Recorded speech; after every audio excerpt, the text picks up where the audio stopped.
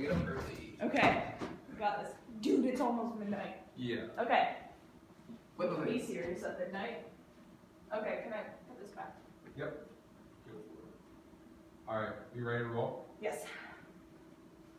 Hi, my name is Jake Early, I'm Sarah Morgan. And I'm Shaquille Bowie. and we will be presenting our experiment on quantum dots. So in order to understand why we did what we did, we will present you some background information on quantum dots.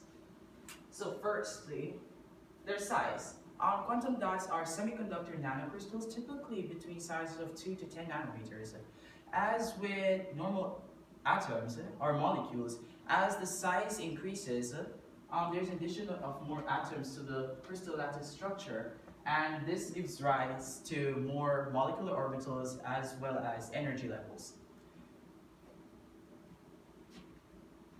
Because of this similar structure to atoms, the electronic structure of atoms, they're sometimes referred to as artificial atoms.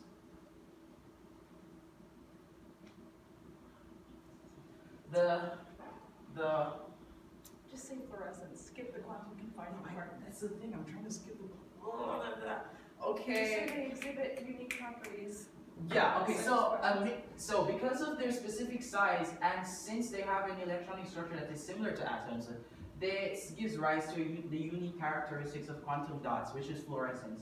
But in order to understand why these particles emit the colors that they do, we have to look at this from a nano perspective.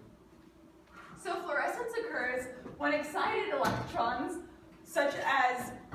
when electrons that are excited, such as by UV light, as happened in our experiment, relax back down into lower energy states. As a result, they emit energy in the form of light waves, and this fluorescence is a great property to look at when we're trying to observe changes because different size quantum dots emit different colors of light when they fluoresce. To understand why this happens, we have to look into the idea of quantum confinement, which in quantum dots acts in 3 dimensions.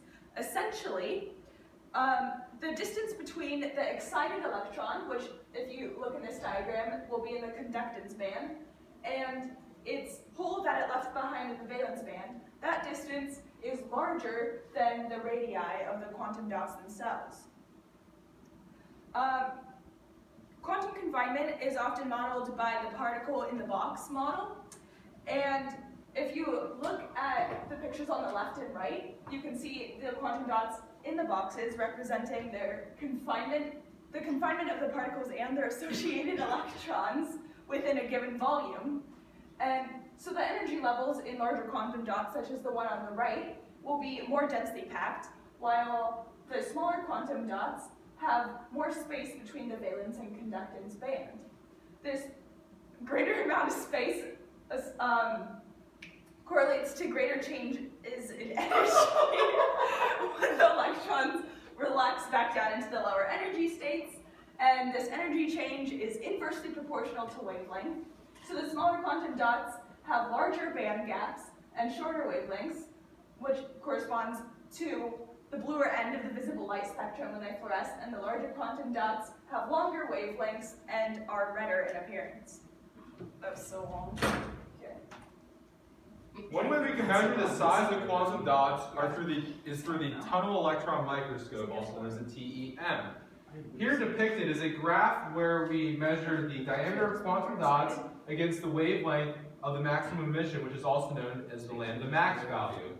As you can see, our line has a trend upward, and we have a R value of 0.9499, which shows the correlation is very strong.